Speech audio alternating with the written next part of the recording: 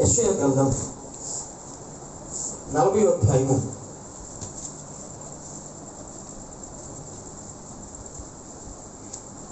31వ వచనం చదువుకుందాం. ఎదురు చూచువారు యెహోవా కొరకు ఎదురు చూచువారు నూతన బలము పొందుదురు. ఏం బలం అంట? నూతన బలము. నూతన బలం అంటే కొత్త శక్తి. బలం ఉంది కదా మనకు, ఆల్రెడీ బలం ఉంది. కానీ దేవుని కొరకు ఎదురు చూసేవారు నూతన బలము పొందుదురు. వారు పక్షిరాజుల పక్షిరాజు వలె వలె రెక్కలు చాపి వారు పక్షిరాజుల వలె రెక్కలు చాపి పైకి ఎగురుదురు. ఎగురుతారు వాళ్ళు. పైకి ఎగురుతారు. పైకి ఎగరాలంటే ఏం కావాలి? రెక్కలు. మా తెలుగు ఉన్నారు, వెరీ గుడ్. పైకి ఎగరాలంటే ఏం కావాలి? రెక్కలు కావాలి. తర్వాత రెక్కలు కలిగిన కొన్ని పక్షులు ఉన్నాయి. ఇంకొకటి చేయాలి, రెక్కలు నాకు మాత్రం కుదరదు. అక్కడ అలయక పరిగెత్తుదురు. పరిగెత్తుదురు, సమస్యలక నడిచిపోవద్దు. నడిచిపోదురు. ఇలాగే నేను వాక్యం చదువుతున్నాను. ఈరోజు ఈ వాక్యం ధ్యానం చేద్దాం. శ్రద్ధ శక్తులు కలిగి దేవుని వాక్యాన్ని నేను ప్రభుత్వం మీద బ్రతిమాలుతున్నాను. యెహోవా కొరకు ఎదురు చూచి వారు నూతన బలము పొందుదురు. ఆమేన్, హల్లెలూయా. రాత్రి మనము ఎవరి కోసం ఎదురు చూడాలి? స్నేహితుల కోసం కాదు, టీల కోసం, మధ్య కోసం, భోజనం కోసం కాదు, కానీ ఒక నూతన బలాన్ని. నీకున్న బలము రోగాలు తెచ్చిపెడుతుంది. నీకున్న బలము అలసట తెచ్చిపెడుతుంది. నీకున్న బలము నేను ఆయా సందర్భాల్లో రోగాలు తెచ్చిపెడుతుంది. కానీ రాత్రి దేవుడు అంటాడు, యెహోవాని నా వైపు మీరు చూడగలిగితే మీకు నూతన బలము పొందుతారు. ఇంకొక మాట ఏంటంట, వారు పక్షిరాజుల వల్ల రెక్కలు చాపి పైకి ఎగురుదురు, అలయక పరిగెత్తెదరు. ఆమేన్, హల్లెలూయా, హల్లెలూయా. ఏంటంట? అలసిపోరు వాళ్ళు. అలసట అనేది వారి జీవితంలో కనిపించదు. ఎందుకని కనిపించరు? వాళ్ళు రెక్కలు కలిగి ఉన్నారు. ఆమేన్, హల్లెలూయా, హల్లెలూయా. రెక్కలు లేని పక్షి అలసిపోయింది. రెక్కలు కలిగి ఉంటే అలయక పరిగెత్తుది. ఎందుకని? దేవుని చేత నూతన బలము పొంది ఉన్నది. బైబిల్లో ఒక విషయం మీకు చెప్పాలనుకున్నాను. అలయక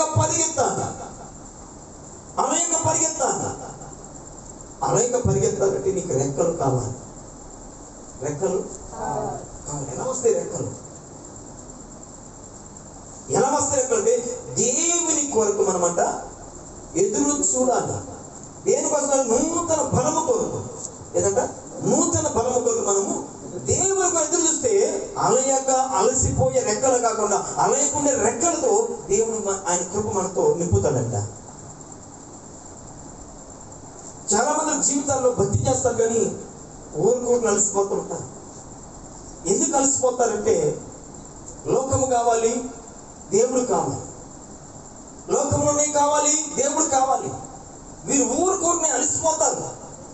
ఊరుకోరునే ఒళ్ళంతా బడలిపోతుంది. ఇంకెక్కడ బాబు పొగలంతా పనిచేస్తాం వెళ్ళాలని మనసులో ఉన్న బాడీ సహకరించదు. వారు నూతన బలం పొందిన వారు కాదు. బైబిల్లో ఆదికాండలో ఒక వ్యక్తి కనిపిస్తూ ఉంటాడు. ఆదికాండంలో మనం చూద్దాం. 25వ అధ్యాయము 30 వచ్చి చూద్దాం. ఆదికాండం 25వ అధ్యాయం 30 వచ్చి చూద్దాం. ఏంటంట? నేను అలసి ఉన్నాను. క్రైస్తవుడు అలసిపోతే ఓడిపోతాడు. రాసుకోండి. ఏంటంటే క్రైస్తవుడు అలసిపోతే ఓడిపోతాడు. ఓటమికి సిగ్గలే అలసిపోవడం. నూతన బలము పొందిన వాడు అలసిపోడు. వాడు పక్షిరాజు వలె రెక్కలు చాపి పైకి ఎగురుతాడంట. వాడు సొమ్మసిల్లడు. దేవుని చేతిలో ఒక ఆయుధం వలె వర్ధిల్లుతాడు. అందుకే అపోస్తలుడైన పౌలు గారు తిమోతికి రాసే పత్రికలో అంటాడు, నా పరుగు నేను కడముట్టించింది.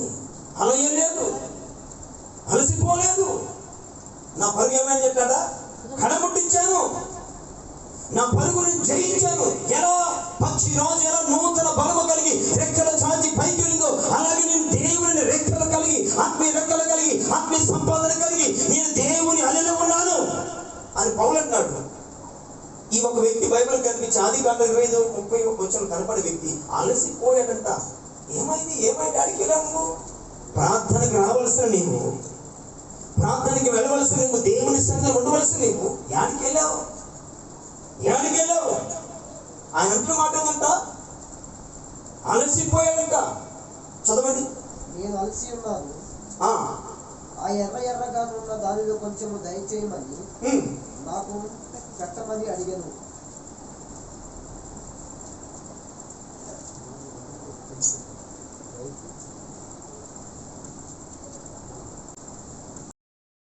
నేను అలసి ఉన్నాను,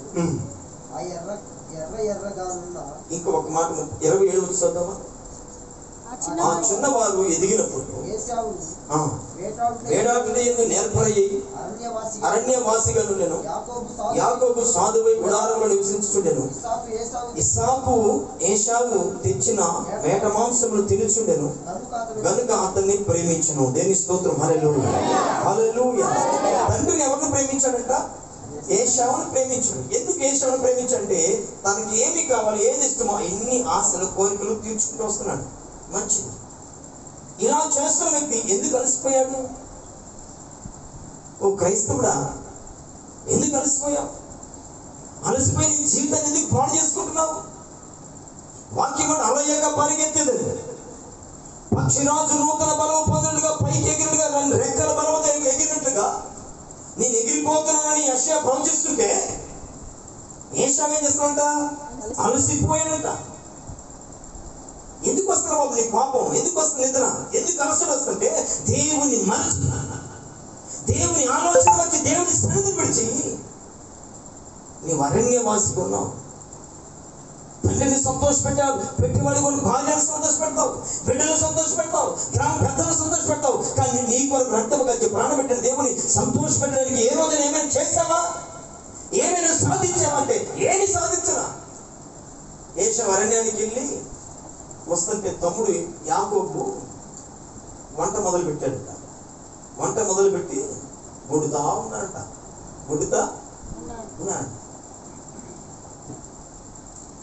వండుతా ఉంటే అసలే అలసిపోయినాడు కదా. ఈరోజు మధ్యాహ్నం విన్నారు, సులువుగా చిక్కులు పెట్టి పాపాలు. ఏంటంట? సులువుగా చిక్కులు పెట్టి సులువుగా చిక్కులు పెట్టి పాపాలు. ఆల్రెడీ సాతాను గాజేయాలని చూస్తున్నాడు. ఎందుకని? ఏశావు వారు ఊరు నిద్రపోతున్నాడు. వాడి మనసే పెద్ద కంపు. దైవ భయం లేదు, దైవ ఆరాధన తన హృదయం లేదు, దైవ ప్రార్థన కుటుంబం లేదు, దైవ సంబంధం స్నేహితులతో వాడి స్నేహం లేదు. ఎక్కడ దొరికి అక్కడ మింగి చంపాలని సాతానుగాడు కాసు కూర్చొని గుంటనక్కలాగా యాకోబు రూపంలో పెట్టిన ఏశావునంట. యాకోబు ఆ ఎర్ర కనిపిస్తున్నాయే, ఏదంట ఆ ఎర్ర కనిపిస్తున్నాయే, ఆయన కొంచెం పెట్టవా, నేను అలసిపోయాను. క్రైస్తవుడా, నీ బలహీనతని బయట చెప్తే సాతాను ఊరుకోదా? పిల్లికి ఎవరు దొరికింది అనుకోండి, ఎలా చంపింది తెలుసు మీకు? ఎలా చంపింది? వెంటనే పట్టుకుంటుంది, ఒక స్థలాన్ని తీసుకెళ్ళి వదిలేసి దాని ముందు కూర్చొని పంచాయత కొడుతుంది. వెనక కొంచెం గంతేసింది, ఆడిపోయింది, మళ్ళీ పంచాయత కొట్టింది. అంటే ఎందుకని అర్థం? చంపదంటేనే దానికి ఒక ఆనందం. చూడు, వెంటనే యాకోబు ఆ మాట చెప్పిన వెంటనే యాకోబు ఏమని అడిగాడ? అందుకు యాకోబు జ్యేష్ఠత్వము నేడు నాకిమ్మని అడుగగా, సాతాను ఊరుకున్నది. సాతాను చేతులకు వెళ్తే,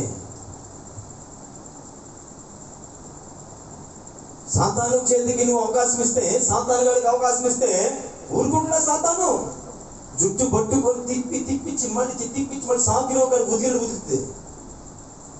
అసలు ఎప్పటి నుంచో ఏశావులో జ్యేష్ఠత్వమో పరిశుద్ధతను కొట్టివేయాలని, ఆ విశ్వాసం ప్రార్థన పాడు చేయాలని వాడు కాచుకుని ఉంటే వాడి దగ్గరికి వెళ్ళాడు మనోడు.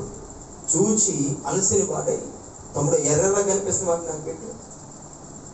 ఈయనవునంట సంబంధం ఉందండి, కూరకి జ్యేష్ఠత్వం సంబంధం, అసలు సంబంధం ఉందా? సంబంధం లేదు. ఎందుకు మరి ఆ పట్టుదల?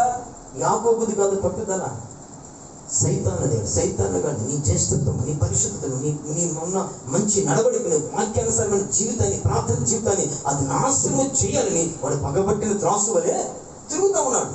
తిరుగుతా ఉంటే ఏషావు అక్కడికే వెళ్ళాడు, పాము కాడికి వెళ్ళాడు. అది ఊరుకున్నది కాటు వేయకుండా. యాకోబు అంటాడు నీ జ్యేష్ఠత్వము నేడు నాకిమ్మని అడుగగా ఏషావు నేను చావబోచున్నాను కదా. ఏంటంట? నేను చావబోతున్నా కదా, జ్యేష్ఠత్వము నాకెందుకనిను. యాకోబు నేడు నాతో ప్రమాణము చేయమనిను. నేను నాతో ప్రమాణము చేసి అతడు యాకోబుతో ప్రమాణము చేసి అతని జ్యేష్ఠత్వమును అమ్మివేయగా యాకోబు ఆహారమును చిక్కుడుకాయల వంటకమును ఏశావుకి ఇచ్చెను. చాలండి. ఎందుకు ఈ జ్యేష్ఠత్వం పోయింది? ఏమండి, ఎందుకు జ్యేష్ఠత్వం పోయింది, ఊడిపోయింది? అలసిపోయాడు. ఏం పోయాడు? అలసిపోయాడు. పిల్లారా, లేని వాటిని దక్కించుకొని పరిశుద్ధతను కాపాడుకొని ఎదురు చూస్తుంటే మీరు ఈ జ్యేష్ఠత్వం పరిశుద్ధత ఉండి దేవుడు దేవుడు దేవుడు అని చెప్పుకుంటూ వెళ్తే ప్రతి ఆదివారం ప్రార్థన మన అట్ట బతకాలి, ఎలా జీవించాలి, ఇది ఉండి నాకు ఉపయోగం ఏంటి? నీ బాప్తిస్మం పొందలే కదా ఆల్రెడీ కత్తానికి. నీ భయపడడానికి నేను ఊళ్ళో సగం నాకే భయపడి నేను ఆయన భయపడేంటి అనుకున్నాడేమో. కాబట్టి వేసావు వెంటనే ప్రమాణం చేశాట, నా జ్యేష్ఠత్వం నీకు ఇస్తున్నాను. మరి ఎప్పుడన్నా మీరు మీ పరిశుద్ధతను ఎప్పుడన్నా పాడు చేసుకుంటున్నా మీకు ఏమైనా ఆలోచన ఉందా? లేదు. మీరు కలిగిన శక్తిని అలాగే పట్టుకున్నారా? కలిగిన దాన్ని అలాగే పట్టుకున్నారా? సందర్భాన్ని బట్టి సాతానికి మీ దైవ శక్తిని పాడు చేసుకుంటూ నోటి మాటలో కంటి చూపుతూ నడకలతో ఆలోచనలతో పరిశుద్ధతను పాడు చేసుకుంటున్నాను. చూడండి పిల్లగా, న్యాయాధిపతి గ్రంథంలో ఒక వ్యక్తి కనిపిస్తున్నాడు. ఆయన కూడా అలసి ప్రాణం మీద విసిగిపోయి. ఏం విసిగిపోయిందా? ప్రాణం మీద విసుగు. ఎందుకు వస్తుంటే నీ ఇష్టానుసారంగా నువ్వు బ్రతికినంత కాలం, నీ మీద నువ్వు నిలబడినంత కాలం నీ బ్రతుకులు ఎప్పుడు ఇష్టం ఉంటుంది, ఎప్పుడు అలసిపోతాం. ప్రార్థనకు వస్తే నిద్ర, గొడవద్దే బూతులు, గొడవ రాకముందు రెచ్చబడుతూ ఉంటావు. కారణం ఎవరితో నీ స్నేహం, ఎవరితో కలుస్తున్నావు నీవు. ఇద్దరు ప్రార్థనకి వెళ్ళడం అంట, ఒక ప్రార్థనకి వెళ్ళేవాడు ఉన్నాడంట. ఆమె హల్లెలూయా హల్లెలూయా. ఈ ప్రార్థనకి వెళ్ళాడంటే ఈరోజు మాది ఆమ్లెట్ నీకు తొందరగా వెళ్ళాలంట. వాళ్ళంటే ఎపోదులే చాలా టైం ఉందన్నంట. ఏముందంట? బోధువులు అన్నానంట. సరే మళ్ళీ గంట సేపు ఉన్నాడు. మరి మా పాస్టర్ మళ్ళీ ఎంతకు వెళ్ళాలన్నా పోయి ఆల్రెడీకి వెళ్ళుగా ఆల్రెడీకి వెళ్ళి వద్దంటున్నామా ఎందుకులే అన్నారంట. లాస్ట్ ఇద్దరు కలిసి మనం ఏం చేశారు? ఆఫీస్. ఇప్పుడు ప్రాబ్లం ఉంది. ఇంతకి ఆగినోడుదా ఆగినోడుదా? ఏమండి? ఆగినోడుదా ఆగినోడుదేనా? నిజమేనా? ఆగినోడి కదా? ఎందుకు కాదు? వాడికి దైవ భయం లేదు, వాడు దైవం కోపం వాడితో లేదు, దైవాశీర్వాదం వాడికి తెలీదు. వాడిని నాపడానికి వాడిని ముందు కూర్చున్నాడు. వాళ్ళ సైతం దొరబడి ఈ రోజు వెళ్తే సాధ్యమైన శాతాల శక్తి మీద అధిగమిస్తామని గుర్తించి వాడిని నాపాలని ప్రయత్నం, వాడి ప్రయత్నం గెలిచింది. నువ్వు మాత్రం ఓడిపోయావు. నువ్వు ఓడిపోయి అనుకుంటున్నావా? క్రీస్తు ఆత్మని ఎడలుంది కనుక దేవుని ఆత్మని నువ్వు ఓడిస్తున్నావు. ఇదంతా దుఃఖకరం, ఇదంతా దుఃఖకరం అని. చూద్దాం పిల్లరా, న్యాయాధిపతుల గ్రంథం 16వ అధ్యాయం 16వ వచనం. ఏంటంట? ఆమె అనుదిన మాటల చేత అతన్ని బాధించి తొందర పెట్టుచున్నందున అతడు ప్రాణము విసికి చావగోరెను. ఏమైంది అంత కర్మ నీకు? అంత విసికెందుకు నీకు? ఒక పక్క అమ్మాయి బాధపడుతుందని తెలుసు కదా, అక్కడి నుంచి పారిపోయి రావచ్చు కదా. పక్షి రాజుల రెక్కలు కలిగి నువ్వు ఆకాశం ఎగిరి తుర్రుమని రావచ్చు కదా. నిన్ను రానేదు సంవత్సరం ఇంతమంది సత్తాలను చంపుతున్నామంటే కారణం ఏంటంటే నాలో ఉన్న పరిశుద్ధాత్మ దేవుడే వారిని చంపుతున్నాని బాగా ప్రగల్భాలు పలికావు. ఇప్పుడే నాడదాని చేతులు చచ్చిపోతున్నావు. ఒకప్పుడు బాగా ప్రార్థన చేశావు, ఒకప్పుడు బాగా ముందున్నావు, ఒకప్పుడు బాగా అన్ని విషయాలు బాధ్యత కలిగి ఉన్నావు. ఇప్పుడేంది? ఎవరి రూపంలో మోసం చేస్తుంది దయ్యం? భార్య రూపంలోనా, భర్త రూపంలోనా, బిడ్డల రూపంలోనా, తల్లిదండ్రుల రూపంలోనా, ఎవరి రూపంలో నేను నీ పోరాటం నా పాలన శత్రువైన సాతానుడు పగబట్టి కూర్చుంటే అది మలిచి క్షామగోరు ఇసుకుపడట. నేను అక్కడి నుంచి రావచ్చుగా, బాయ్ తెలియనా నువ్వెత్త నీ బ్రతికెత్త. నా దేవుడు నాతో సమస్త పిలుసులు గడగడగడలాడుతున్నారు. అప్పుడులో కాలదాన జరిగిన సౌండ్ ఏంటి నెవర్ అని పరిగెత్తుకుని రావచ్చు కదా మనడు. అక్కడ సతి పిల్లలు కూర్చోవలసిన అవసరం ఏంటి అంటే నీ బల ప్రభావములను, నీ బలాన్ని పరులు చేతికి వెళ్తున్న సామెత గ్రంథంలో ఉంటుంది. నీ బలాన్ని పరులు జోలికి పాని మాకు, పరులు కొంపకు నువ్వు నీ బలాన్ని పాని మాకు, నీ కుండలో నీళ్ళే నువ్వే తాగు, నీ సొంత కుండ ద్వారా నువ్వు తృప్తి పొందు అని వాక్యం చెప్తే నీకు మరిచి ఈ శాంసన్ అంట. చదవండి వాక్యం. ఆమె అనుదినము ఏం చేద్దంట? తెలిసింది, బాధిస్తుందని తెలిసింది కదా, దైవ లక్ష్యం కనపడుతుంది కదా, నన్ను ప్రార్థనకు ఆపాలని, నన్ను ఎలాగైనా పానీపుడు చేయాలని అన్ని చిక్కులు పెడుతుంది. నేను దీని వైపు చూస్తే దేవుడిని కోల్పోతాను, దేవుడు నాకు అన్ని ఆపత్కాలంలో మరణ పరిస్థితి నాతో ఉంటాడు. ఆ దేవుని కోరుకుని ఏమన్నా తెలుసుకుని ఏ మధ్యలో ఊడిపోద్దో, లాస్ట్లో ఉండదో ఊడిపోయి తెలియదని మనం అక్కడి నుంచి లేచిపోవచ్చు కదా. లేచిపోకుండా ఏమన్నంట? ఆమె అనుదిన మాటల చేత అతను బాధించి తొందర పెట్టించున్నందున ఏంటంట? నీలాగా మబ్బులో పండుకుంటుందా? ఏం పని ఏంటి? పేతురు రాసిన పత్రిక చూద్దాం ఒకసారి, చివరి అధ్యాయం.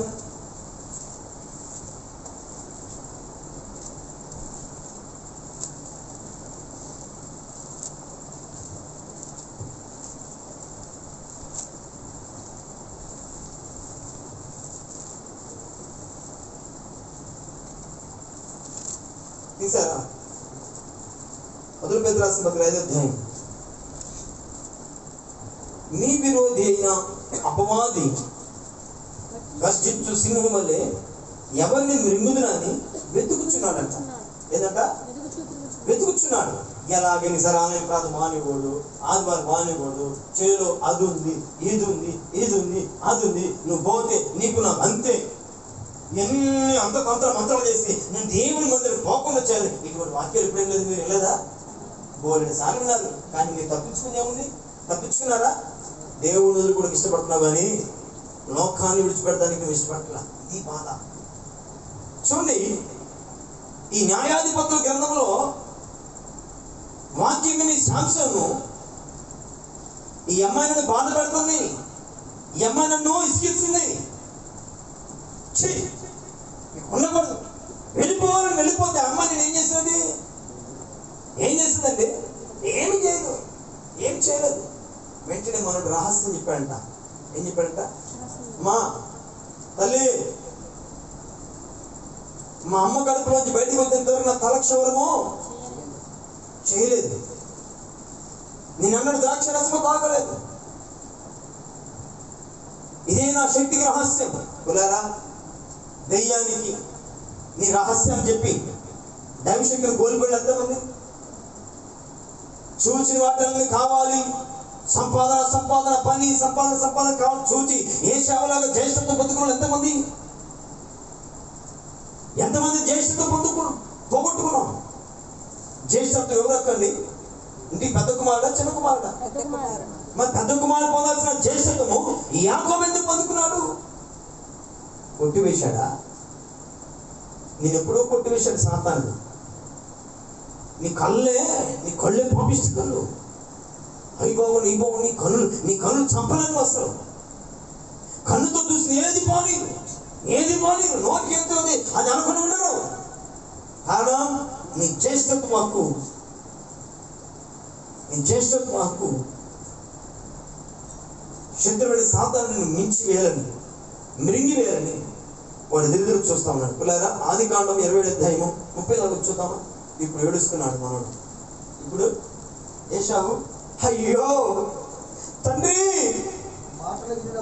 నిన్ను సంతోష పెట్టానే, నీకు కావాల్సిన అరణ్య ఆహారం తెచ్చిపెట్టానే, నాకు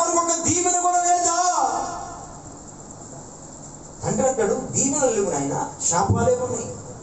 ఏదంట? దీవెనలు లేవు. అన్ని నీ తమ్ముడిని యాకోబు దోచుకున్నాడు. ఎందుకు దోచుకున్నావు యాకోబు? నువ్వు చేతగానే వాడివి. యేసుక్రీస్తు నమ్ముకున్నావు కానీ ఆయన అనుభవించలేదు, ఆయన పొందుకోలేదు, ఆయన సందులో శక్తిని పొందుకోలేదు. ఎప్పుడు నిద్ర నిద్ర నిద్ర, ఆమె చేస్తా ఈ వేస్తా, అదేందా ఇదేందా ఇదే టైం అవుతుందా, ఏ కానీ ఎన్ని దైవ శక్తికి విరోధకరమైన ఆలోచనలే కానీ దైవ సంబంధమైన ఆలోచన ఒకటి కనిపిస్తుంది మనకి ఇష్టమైన ఆన్లైన్ ప్రాథమిక అలాంటి అదిగో మానేస్తాం, ఇష్టమైన ఆదివారం వస్తాం, లేకపోతే మానేస్తాం. మన ఇష్టం మీద ఆధారపడేంత వరకు నువ్వు కూడా జ్యేష్ఠత్వాన్ని పోగొట్టుకున్నట్లేదు. చూడండి, ఆది కాలంలో మరి చెప్పాడుగా 27 పేర్లలో, అయ్యో నా తండ్రి తన తండ్రి మాట విన్నప్పుడు దుఃఖాక్రాంతుడై. ఏమయ్యట? దుఃఖాక్రాంతుడు. ఏమైంది ఏశావుకి? ఎందుకు ఏడుస్తున్నాడు ఇప్పుడు? దుమ్ము తలది కోసం ఎందుకు?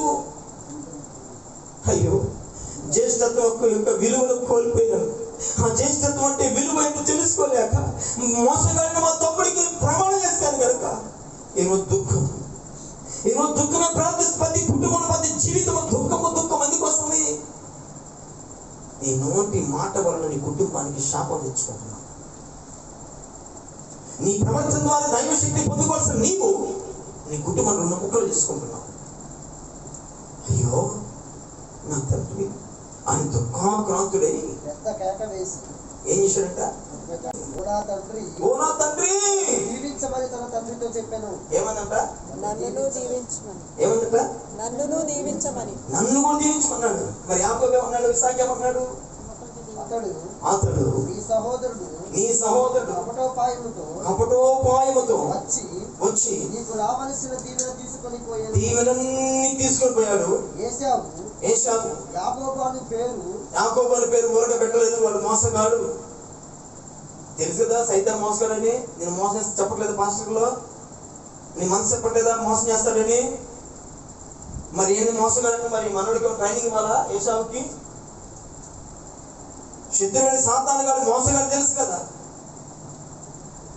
అంటే నీకు దెబ్బలు తగిలితే తెలిస్తే మాట, కాలు ఇరిగినప్పుడు, చెయ్యి ఇరిగినప్పుడు, గుంటలో పడ్డప్పుడు, అనుకుని రాకుండా దయ్యాలు పట్టినప్పుడు, ఓ నా తండ్రి ఏమిటి అనుమానం, ఏమిటి అవమానం? ఒక్క దీవెనలు ఒక్కడ కోలేదు, అన్ని నువ్వు శాపాలు ఉన్నాయి. ఏంటంటే శాపాలు చదవండి. నువ్వు బతుకాలం అంతా నీ తమ్ముడికి నువ్వు దాసుడిపోయి ఉంటావు. ఏంటంట చెప్పాలి? నువ్వు బ్రతికినంత కాలం నీ తమ్ముడికి నువ్వు దాసుడిపోయి ఉంటావు. అది దీవెన శాపమా? ఏమని? అన్నకి తమ్ముడు దాసులే ఉన్నారు. కానీ రోజు చూడండి, అక్కడి నుంచి మాట్లాడదు. అక్కడి నుంచి వచ్చింది మన మీదకి. ఇంటి పెద్ద కొడుకు ఏం చేస్తాడు? ఏం చేయవాడు? ఈ తమ్ముడు పెద్ద ఉండాలి. నీ తమ్ముడికి బ్రతికినంత నువ్వు దాసులు పెట్టావు. నీ నివాసం భూసారము లేకయు పైనుండి ఇప్పుడు ఆకాశము మంచు లేకయు నుండును. పైనుండి కూడా వర్షాధారం లేని పొలాలు ఉంటాయి. 100 ఎకరాలు ఉపయోగమా? 100 ఎకరాలు ఉందనుకోండి, వర్షాధారం లేదు, ఉపయోగం అంటున్నా. ఉపయోగమా? లేనే లేదు. ఎందుకు కోల్పోయావు? ఈ శాపం నీ కుటుంబం మీదకి ఎందుకు వస్తుందో తెలుసా?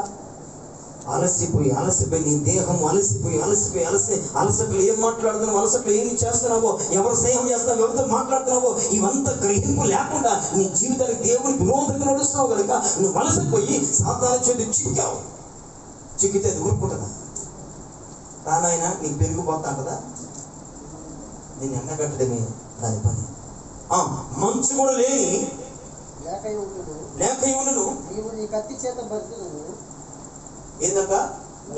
నువ్వు బ్రతికినంత కాలం బలత్కారం పొందు, రోజు భయపడుతూ బతుకుతావు. నీ సహోదరునికి దాసుడు, నీ తమ్ముడికి నీవు దాసుడు అయిపోతావు. ఎట్లా వచ్చి ఇవన్నీ ఏంటంటే నాకు అర్థం కాదు. శాపాలేనా?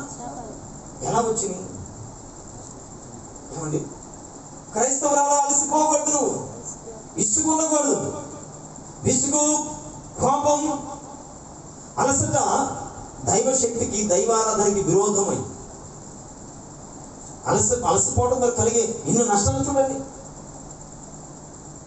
రాజు వీధులు నడవలసిన ఏశావు ఈ రోజు దాసుడిగా మారిపోయాడు. పొలం 1000 ఎకరాలే కానీ మంచు కూడా పడదంట ఆ ప్రాంతంలో. ఉపయోగం ఏంటి? మరి నువ్వు దేవుడు నమ్ముకున్న ఉపయోగం ఉందా? నమ్ముకుని కానీ కష్టాలు ఉన్నాయన్నయ్యా, ఈ రోజు సుఖంగా అమ్మాయిని కూర్చొని తిన్న రోజు లేదన్నయ్య ఇది చెబుతావు. కానీ అన్నయ్య నేను దేవుని నమ్ముకుని కాంచి అంతకుముందు 2 చేతులు ఇప్పుడు 6 చేతులు తింటున్నా. ఎవడు చెప్తున్నాడు? ఇప్పుడు ఎవడు చెప్తున్నాడు?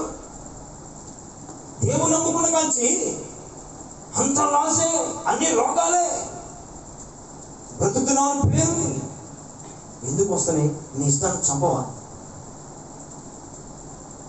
ఇంకా ముందుకెళ్దామా? చదువు ఆదికాండం. నీవు తిరుగులాడుచుండగా నీ మెడ మీద నుండి అతని కాడి విరిచివేయుదువని అతనికి ఉత్తరం ఇచ్చింది. తన తండ్రికి యాకోబుకి ఇచ్చిన దీవెన నిమిత్తము ఏశావు అతని మీద పగబట్టెను. ఉపయోగం ఉంది. అయిపోయిన తర్వాత ఇదంటారు కదా, చేతులు గాలి తర్వాత ఇప్పుడు ఏడుస్తున్నాను. ఉపయోగం ఉందా? శాంసం చూడండి పిల్లలు, న్యాయాధిపతి గ్రంథంలో ఆమె మాటి విసిగించడం ద్వారా ఆ విసిగి భరించలేక ప్రాణం విరక్తించింది, జీవితం విరక్తించింది. జీవితం ఇక వద్దు, దేవుడు ఇచ్చిన ఆయుష్ ఆరోగ్యాన్ని క్షేమాన్ని ఇస్తే పక్షి రాజు వల్ల నూతన బలము పొంది నువ్వు పైకి ఎగరాలని దేవుడు నువ్వు చేస్తే నువ్వు ఆడికి వెళ్ళావు. ఇశ్రాయేలు ప్రజలకు నాయకుడిగా ఉండాలని సంసోను దేవుడు పుట్టించాడు. ఎందుకు పుట్టించాడు? నిన్ను గోర్లు వెళ్ళుకోవడానికా? గోర్ల గ్రంథం వేయడానికా? దేనికి పుట్టించాడు? మిరియాలపు కాలం అబ్బా, మిరియాలపు కాలం. ఏం కాలం? మిరియాల కాలం కాదు, మిరియాలపు కాలం.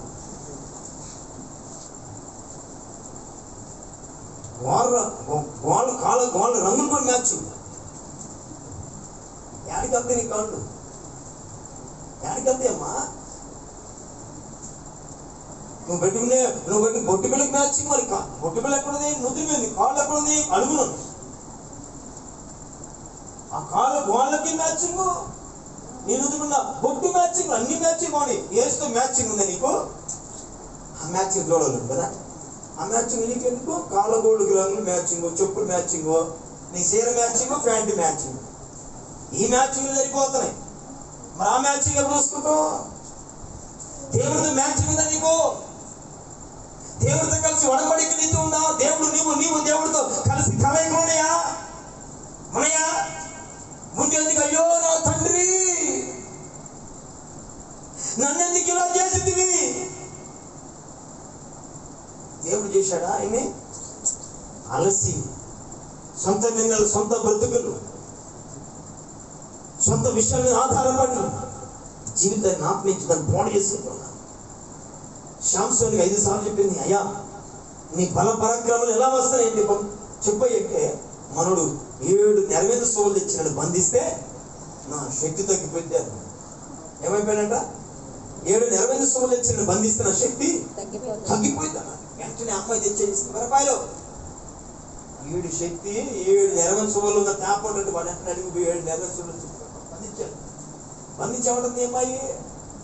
శాంసను ఇదిగో నిన్ను పట్టి బంధించి ఏడవడానికి ఫిలిష్తీయులు పడుతున్నారంటే వెంటనే శాంసను పరిశుద్ధాత్మ ఆవేశమై వెంటనే జోలును దింపుకొని ఎవడా ఫిలిష్తీయులు వెంటనే ఒక్కొక్కరి దొరికిన పీచి కొట్టింది. పరిశుద్ధాత్మ నీ మీద ఉన్నప్పుడు దయ్యాన్ని అలా పడతాం. అదేగా ఇప్పుడు పరిశుద్ధాత్మ లేకపోతే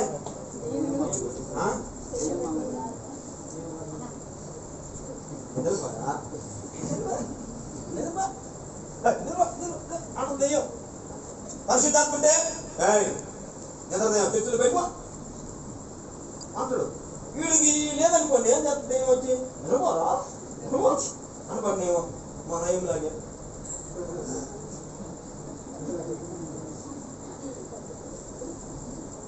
బైబిల్ నయం లేదు. ఆమేన్ హల్లెలూయా. ఓ బైబిల్ నయమే. అదమ్మ బైబిల్ నయమే అంట మాస్టర్ అని నన్ను కాదు, నేను చదువుతున్నాను. ఆమేన్ హల్లెలూయా. చూడండి పిల్లరా, 7 నెరవేర్చుకోవడం వచ్చినప్పుడు పరిశుద్ధాత్మ అంటే బతికుంటే బల్జిపల్లి ఉప్పొంగుని బతకచ్చురా బాబు. వీడికి దొరికితే మనల్ని నెల్లుప్పితే దొరికి పిల్లికి ఎలుగు దొరికితే చీచి క్షణాన్ని చంపుతాను. పరిగెత్తారు దొరికి చీల్చుకోండి శాంసన్. అమ్మాయి నువ్వు నన్ను సీక్రెట్గా నన్ను ప్రార్థన మానకుండా ఇట్లా చేస్తావా? వద్దున్నా నీకు అనాలి. ఈ సంవత్సరం ఏదో నన్ను ప్రేమిస్తున్నావని నీ మాట నేను వింటున్నా. ఎవరు మాట వినాలి? సంవత్సరం ఏమంటే న్యాయాధిపతి కదా. మొదటి ఏం చేద్దాం? దాను అనే వంశంలో. ఏ వంశం అంట? దాను గోత్రం కనపడదు. దాను గాదు ఈ గోత్రాలు కనపడదు మనకి. దాను గోత్రం అర్ధగోత్రం మనకి ఎక్కడ వచ్చేసింది? కానాడు వచ్చేసింది. అర్ధగోత్రం అక్కడ యోర్దాను అరణ్యం ఆగిపోయింది. ఆ చరిత్ర మీకు ఉంది. ఇప్పుడు ఈ దాను వంశస్థులైన మానోహ అనే వ్యక్తికి పిల్లలు లేరు. ఇశ్రాయేలు ప్రజలందరూ ఫిలిష్తీయులు పరిపాలన చేస్తున్నారు. అందరూ ఏడుస్తున్నారు. అప్పుడు ఆమెతో, అమ్మ, ఈ ప్రజలు రక్షించేవాడు, ఈ ప్రజలకు నాయకుడిగా నువ్వు 45 సంవత్సరాల నుంచి గర్భం లేక తెరవలేక గొడ్డు గోత్రాలుగా ఉన్నావు. నీవు నీ భర్త ప్రార్థన చేస్తూ నేను ఆలకించాను. ఇశ్రాయేలు ప్రజలు ఫిలిష్తీయులు నలిగిపోతుంటే వాళ్ళని చూసి బాధపడతాను. ఇదిగో తెరవబడని నీ గర్భం, పరిశుద్ధాత్మ దేవుడు నీ గర్భాన్ని తెరుస్తున్నాడు. నువ్వు ఒక అబ్బాయిని అంటావు. ఆమేన్, హల్లెలూయా, హల్లెలూయా. అబ్బాయిని అంటావు. అది మామూలు కాదు. ఏంటంట? మా కోటేశ్వరలాగా మామూలు కాదు. అన్ని పనులు ఒప్పుకోడు. ఊళ్ళో ఎన్ని పనులు ఉంటే అన్ని మావాడి. ఒక్క పని కూడా ఏళ్ళు పెట్టకూడదు. అన్నింటి ఏళ్ళు పెడతాడు మావాడు. నీ గర్భం పుట్టే పిల్లగాడు అన్నింటి ఏళ్ళు పెట్టడు.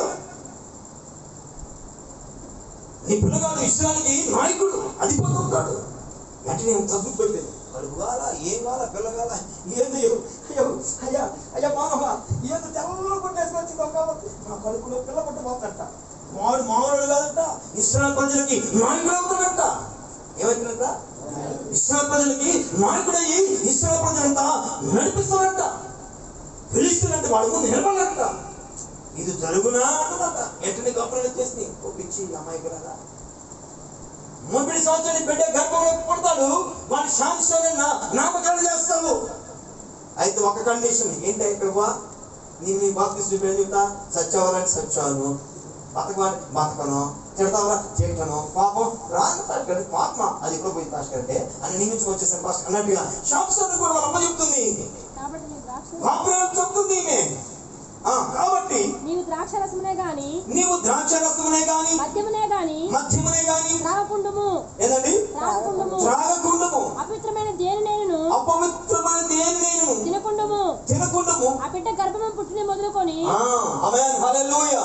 ఆ బిడ్డ గర్భమున పుట్టిన మొదలుకొని చనిపోయేంత వరకు దేవునికి నాజీరు చేయబడిన వాడు, దేవునికి ప్రతిష్ఠ చేయబడిన బిడ్డ నాతో చెప్పినాను. చెప్పింది. ఆ బిడ్డ దేనికంట? ఇక మీదట నీవు యేసు క్రీస్తు వల్ల జీవిస్తావంటే దీనికి పెట్టండి. నీకు బాప్తిసం కావాలంటే నువ్వు సత్యమని ఉండాలి. డాక్టర్ మనం 3 రోజులకి చచ్చిపోయి పెట్టండి. అందుకు ముందు వచ్చా ఏమన్నది?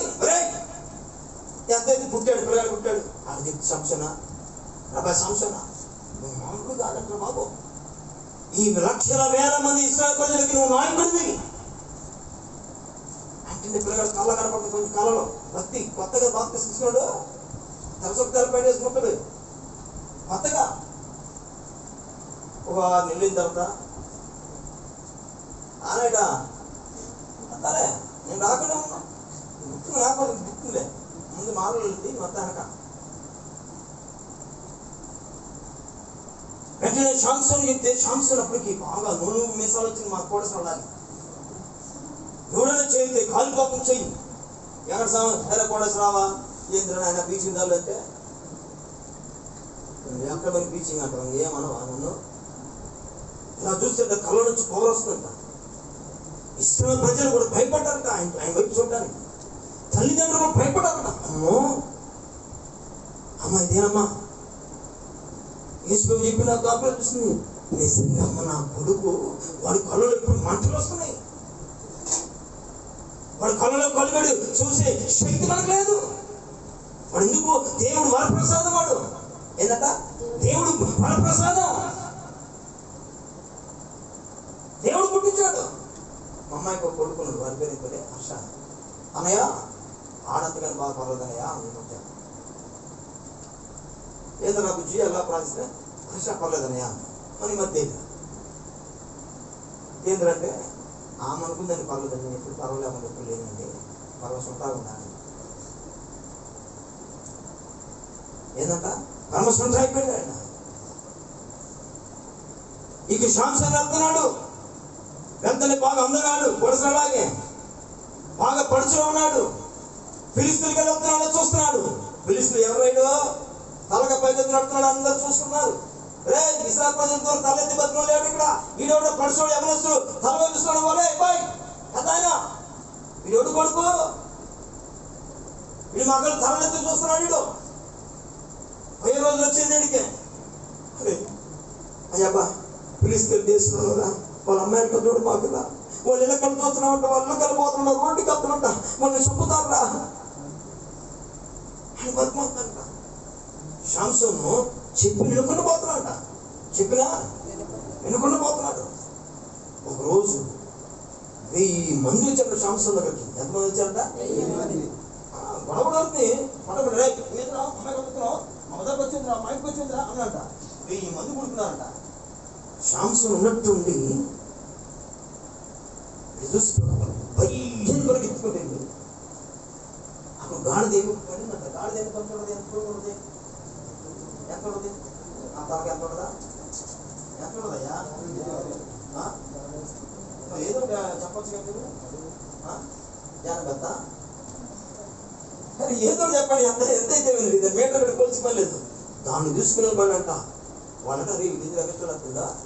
ఎగస్ట్రాలు చేయడానికి దేవుడు పుట్టించాడు ఇక్కడ. దేవుని స్తోత్రం. హల్లెలూయా హల్లెలూయా. కాళ్ళ ఎగరేసి బ్రతకాలి క్రైస్తవుడు లోకంలో. ఆమేన్ హల్లెలూయా. దయ్యం ముందు సవాల్ చేసి బ్రతకాలి క్రైస్తవుడు. ఆమేన్ హల్లెలూయా.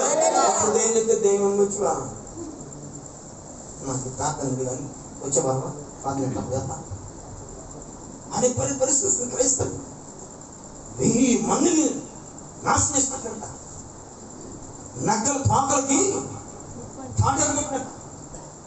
నక్కలు దొరికితే పొడుసా దొరికితే నక్కలు ఎట్లా దొరికినట్ట? నక్క తోకలకి తాటెక్కడి నిప్పంటించంట. వామ్మో శాంసంగ్ వంటకెళ్తే అరణ్యక్కడ సింహం ఎదురు వచ్చేసిందంట, బొబ్బరిచ్చిందంట, ఎగ్గి దూకమందంట. నువ్వు తోట తెప్పించా, నేను దూకాను, నా దేవుడు నన్ను సృష్టించాడు. ఆమేన్ హల్లెలూయా. దెయ్యం మీదకి నువ్వు దూకాలి, ఎందుకు సృష్టించాడు? దేవుడు సింహం కాదు నువ్వు పుట్టించింది. దెయ్యం మీదకి ఏం చేయాలి? నువ్వు బొబ్బరించి దూకాలి. శాంసన్ ఎగ్గి దూకి సింహాన్నంట చీల్చివేశాడంట. శాంసన్ సింహాన్ని చీల్చగలిగిన వ్యక్తి,